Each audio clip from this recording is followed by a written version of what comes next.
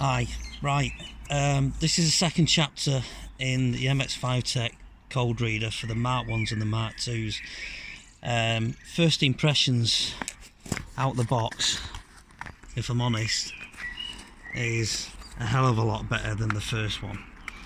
I mean, he's actually designed a case around these now. Yeah, I know they're 3D printed, but he's done them on a good grade. I was a bit skeptical about that pin being so close to the screws, but it seems to be okay.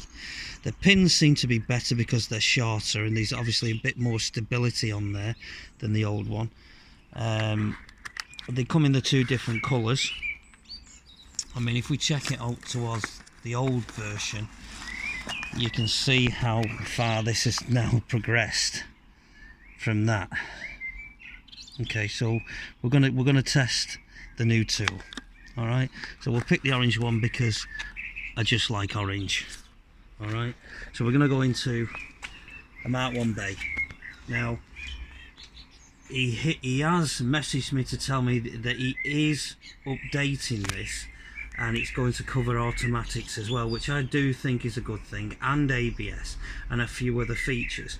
He's also talking about it being going into Bluetooth, which I think is a fantastic idea, because I'll go into that at a later date.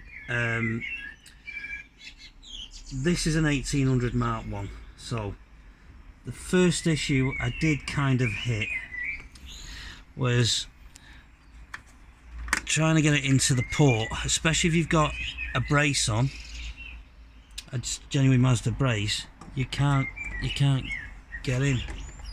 There's not enough room, so we have to unclip the port off there to plug this in. Yeah, but otherwise than that, it plugs in. Yeah, fine. Now we'll leave that there for the minute, and I'll go and bang the ignition on, and we can go through the testing facilities.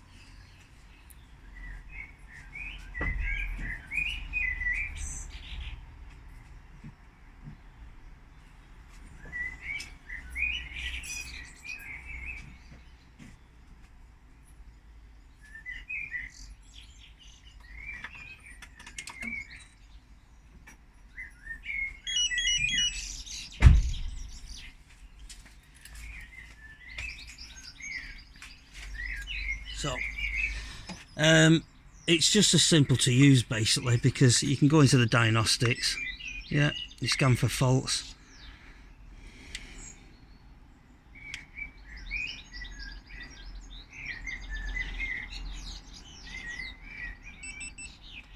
there's nothing found, yeah, click back, go into previous faults, see if there's anything else in there. There's nothing showing. Back to the main menu. It's all by a twist of a button and clicking. Okay, so then we can actually go into tests. Okay, so just for the sake of testing, we've got the fan. He's made it quite simple, and it's really easy to use. I mean, we never even had to read the instructions, to be honest, but we can go into the fan, we can test the fan. I do like the readout of it. I like the fact that it is in a case, and it's a bit more simplified. Click back, we can test the fuel pump as well, yeah, which is a simple, yeah, so we can test all this, and he's going to go further with it. And then your switches, as it loads all the switches, and you can go through all those. Yeah, and you can test these individually by pressing them and seeing what actually comes up, but you can always press back by there. So back to the main menu again. Now what I do like is some of the added stuff that he's actually put in here at the minute, but what I should have said actually is that we did previously set this to a Mark 1, yeah, depending on what model you've used. Okay, so anyway, there is, if you go into this now, this measurements, you've got a battery level tester which you can test. So as you can see, the battery at the minute is registering 11 0.86 volts. Now what you must remember is when you're using this tool and got it in, it's in test mode, so you should never drive the car with it in place. Now you can switch it over for running, for testing, which we shall do now, so we can actually see what the alternator's doing.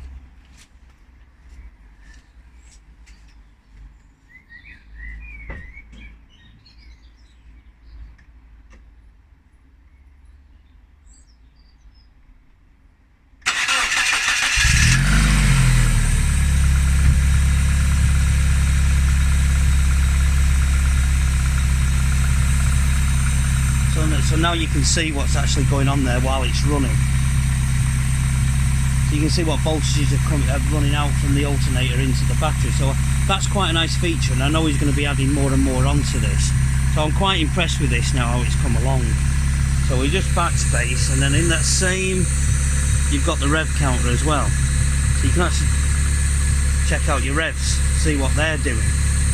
Yeah, but like I say, this cannot be left in while you're doing this. The other feature he's got on here as well is that you can actually, you've got a small USB port which is for updating software, which is added in, which is quite a nice feature.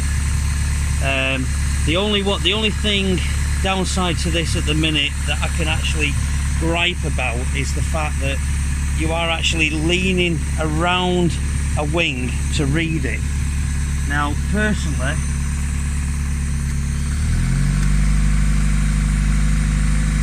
I would prefer it to be that way, so you're not crunching your back in to read, so you're there at the wing, so then you can see what's going on. It'd just be a hell of a lot better. Now the biggest gripe I did have was obviously with the Mark IIs, about it fitting the Mark II, so let's go and have a look at that. We'll try it on a Mark II.